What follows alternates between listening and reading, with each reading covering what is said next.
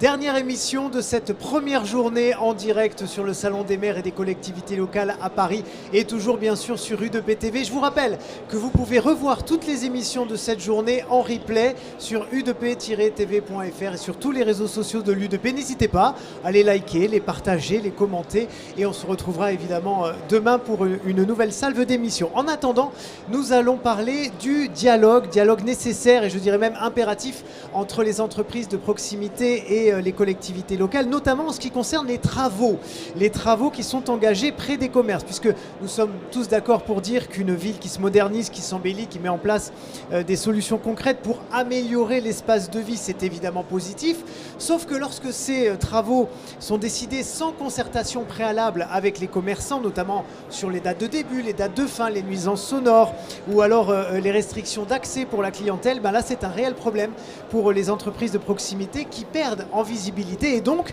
en chiffre d'affaires. On va en parler avec nos invités. Christophe Petit, président du groupe de travail Transmission Reprise d'entreprise à la Confédération française de la boucherie, charcuterie, traiteur. Bonsoir. Bonsoir. Stéphane Viry, député des Vosges. Bonsoir. Bonsoir. Xavier Roserel est également avec nous, député de Haute-Savoie, également commissaire au développement durable et à l'aménagement des territoires. Et pour finir, Frédéric Leveillé. Bonsoir. Bonsoir. Maire d'Argentan, et c'est une commune qui se situe près de Caen. Vous êtes également président de la communauté de communes Terre d'Argentan. Christophe Petit, j'aimerais commencer avec vous. Et cette étude menée par la CGAD à l'été 2025, 90% des entreprises estiment qu'une concertation est prioritaire avant toute décision pouvant impacter les commerces comme les travaux de voirie. Donc, en fait, elles sont 90% à considérer qu'elles ne sont pas concertées. C'est un chiffre assez incroyable quand même.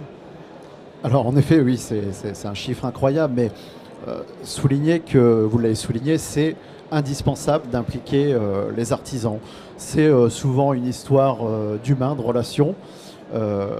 Alors, parfois, c'est en direct avec l'artisan, mais il y a aussi les associations de commerçants, il y a les organisations professionnelles.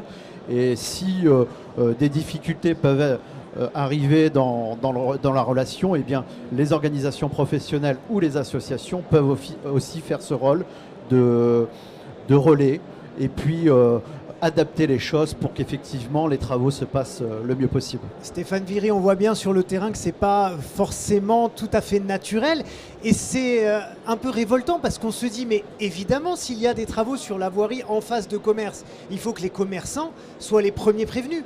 Écoutez, je vais vous faire une confidence. Lorsque j'ai vu le thème de cette table ronde, je me suis interrogé parce que pour moi, c'était pas un sujet. Pour moi, ce dialogue existe dans chaque collectivité, commune ou interco. Il y a un adjoint au commerce, il y a un vice-président délégué à ces questions-là. Donc pour moi, c'était pas un sujet.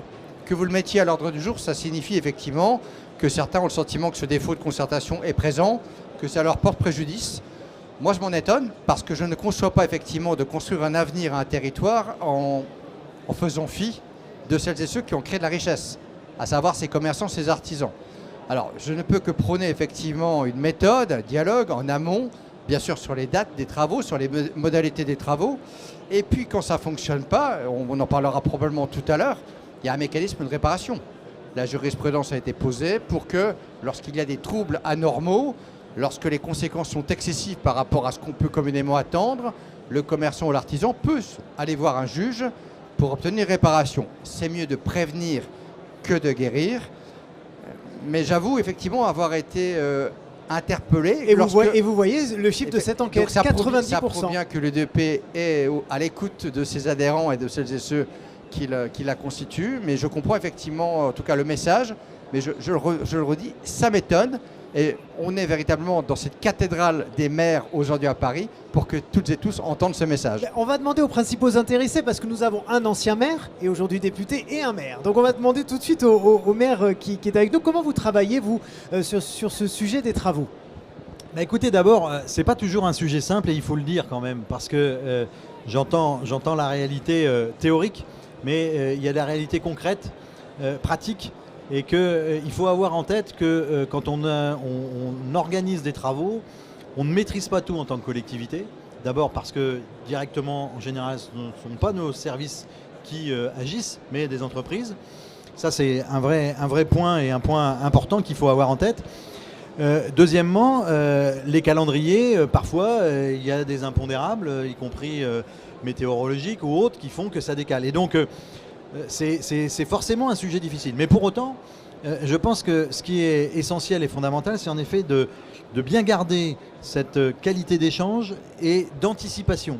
Il faut anticiper, il faut s'adapter, il faut réussir à trouver des solutions qui sont des solutions qui finalement en concertation vont satisfaire tout le monde, ce qui n'est pas simple. Nous on avait fait des choix quand on a travaillé sur toute une rénovation d'une partie d'un quartier.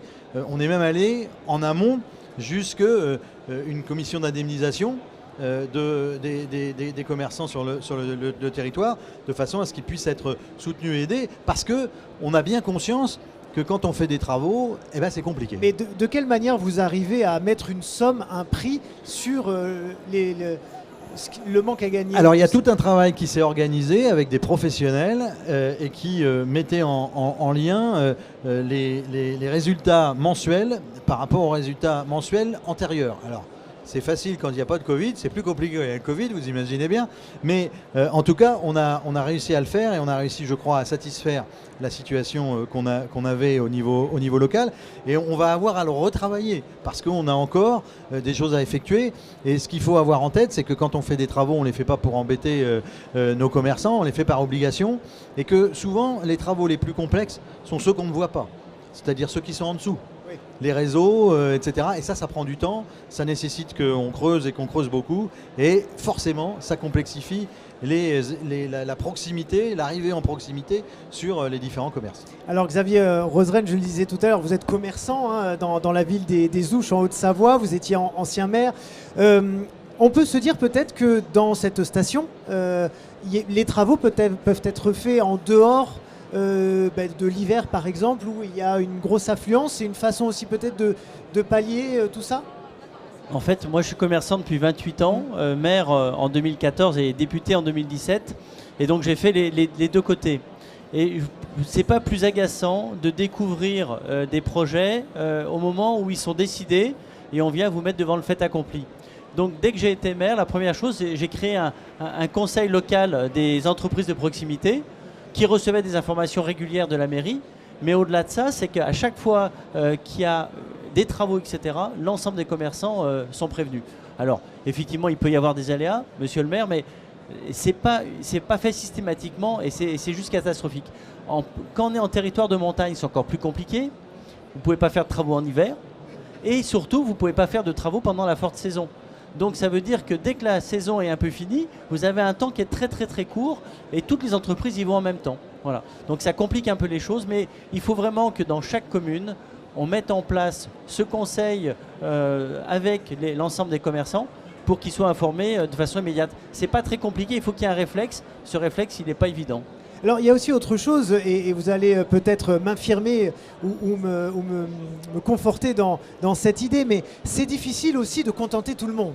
C'est-à-dire qu'on va mettre en place les travaux, le poissonnier va dire oui mais moi ça ne m'arrange pas que vous fassiez ça là, et puis le primaire va à côté, ah ouais mais moi ça m'arrange, c'est pas de problème, et le boucher va vous dire autre chose, et le boulanger autre chose. Alors là ça devient compliqué. Vous verrez, il n'y a jamais de commerçant content, ça n'existe pas. Ah si, il y en a quand même, heureusement il y en a quand même. Comment vous gérez? Après, vous savez, moi je dis souvent, l'intérêt général n'est pas la somme des intérêts particuliers. Hein. Et donc nous, en tant que collectivité, on doit d'abord s'intéresser à l'intérêt général. Et donc il faut trouver des solutions, honnêtement, quand on les travaille en amont, quand on a une volonté de faire les choses et de les faire au mieux, on trouve toujours des solutions. Elles ne sont pas toujours à 100% idéales pour le commerçant, et on l'a bien en tête. Bien entendu, mais en règle générale ça se passe plutôt bien. Mais vous avez raison, 1, il faut anticiper, 2, il faut prendre l'habitude de travailler et de discuter, et 3, moi j'ai cette chance, j'ai aussi une fédération commerçante, donc ça permet de faire du lien et d'avoir une médiation organisée. Stéphane Viry, Oui, je me dirais, est-ce qu'une loi pourrait venir... Non, on va pas légiférer sur tout. Là on est véritablement dans le bon sens, dans la pratique locale, et on a eu là 2 illustrations. Le conseil local que Xavier avait mis en place, la commission d'indemnisation. On n'a pas besoin de légiférer. C'est effectivement une pratique, une culture à faire valoir, à imposer. Je reviens à ce que vous évoquiez tout à l'heure sur les travaux concernés. C'est la question de l'acceptabilité des travaux. Lorsque c'est des travaux plutôt légitimes, visibles, dont on pense que ça va permettre par la suite à une notoriété supérieure. On peut y consentir plus facilement. Lorsque c'est des travaux de sous-sol, faire passer des réseaux où globalement tu ne vois pas l'impact, tu te dis mais pourquoi on m'emmerde comme ça, c'est probablement plus difficile. Donc il y a nécessairement de la pédagogie pour faire comprendre le sens de ces travaux, selon quoi, parfois ils sont contraints, prescrits, le maire il n'a pas le choix, il doit les subir et les faire subir à ses administrés. D'autres, ça résulte d'un choix politique, expliquer pourquoi le maire et son conseil municipal veut faire ces investissements. Voilà, de la pédagogie, du dialogue, et quand il y a de la compréhension, un mécanisme de réparation, de médiation pour en sortir tous en tout cas gagnants. Et je vous remercie d'avoir été là parce que Merci je sais que vous devez nous quitter. Donc un grand merci d'avoir participé à cette table ronde. Christophe Petit, sur tout ce que nous venons de se dire. Alors bien évidemment, c'est du bon sens. Moi, j'ai une entreprise, une boucherie dans l'Aisne à Soissons et on a bénéficié du projet Cœur de Ville. Donc, vous voyez, on a eu des travaux, mais tout a été mis en place parce que la mairie est soucieuse que ça se passe bien puisqu'elle a compris qu'il fallait une vie économique, que plus on maintenait cela, mieux c'était pour à la fois les artisans et pour la ville. Donc, commission d'indemnisation, c'est des réunions pour voir quel jour on bloque la rue, si c'est mieux le lundi, si les commerces sont fermés. Mais au-delà de ça, je crois qu'au-delà des travaux, je crois que de toute façon, c'est du bon sens pour tout. C'est pas que les travaux. Avec la CGAD et l'UDP, on a mis en place un livre blanc. Un livre blanc qui reprend 16 propositions, 16 mesures qui sont à destination des élus pour les municipalités, les prochaines municipalités. Et le cœur de ces propositions, c'est le relationnel. L'engagement, c'est à la fois les stationnements, vous voyez, c'est toutes ces choses-là. Mais ça demande, et ça a été dit sur ce plateau, que certains maires peut-être soient formés à ça. On se rend compte en réalité que certains maires, c'est pas naturel pour eux. Est-ce que c'est quelque chose qu'il faut... Ce qui se passe déjà, c'est que vous savez, en mars 2027, vous avez les élections municipales. 2026, c'est encore plus près que ça. 26, c'est dans quelques mois. Mars là. 2026. Et franchement, les commerçants, il faut qu'ils y aillent. Hein. Donc, vous incitez les commerçants à devenir maires de leur commune. Ils partagent à leur maire ou conseiller ou adjoint. Simplement parce qu'en fait, on n'est pas mieux servi quand on est au cœur du système. Et si vous avez un maire qui n'est pas trop sensible au sujet des commerçants et des professionnels de la ville, en fait, vous allez l'éduquer à ça. Donc franchement, moi j'invite l'ensemble des professionnels et des commerçants, dans leur temps qui est disponible, d'aller sur les listes électorales. Et ils vont vous répondre, mais on n'a déjà pas le temps de faire tout ce qu'on a à faire. C'est un engagement quand même. Non, je crois que l'artisan, il est conscient. Quand il y a des travaux, il sait aussi que parfois, ça valorise son commerce. Il est conscient aussi des enjeux quand il voit les maires passer, les futurs, les candidats passer sur les marchés, venir rencontrer. Ils aiment échanger. Ils aiment dire ce qui va pas. Je parlais du stationnement. Quand on n'a pas de stationnement dans un centre-ville, on veut relancer le centre-ville. Il y a des solutions, les zones bleues, les parkings 30 minutes pour faire ses courses. Enfin, voilà. Nous, on est source de propositions, les OP, l'organisation professionnelle UDP CGAD, et on n'attend que ça. On attend que les maires échanger avec les maires et faire des propositions. Écoutez, moi je le vois sur ma ville. Moi, tous les parkings sont gratuits, ils sont en zone bleue, tous. Il n'y a pas de parking payant dans ma ville, c'est un choix. Mais en même temps, je pense que c'est aussi un moyen de soutenir l'activité économique, y compris en centre-ville. Quand on valorise notre centre-ville et qu'on y fait des travaux, en général, c'est pas pour ennuyer le monde, mais c'est pour l'améliorer. Et donc, je pense que c'est aussi fait finalement pour que ce soit plus attractif et donc plus intéressant pour les commerçants. Puis, je pense qu'on a aussi finalement d'autres actions. Moi, je vois les politiques publiques qu'on peut mener.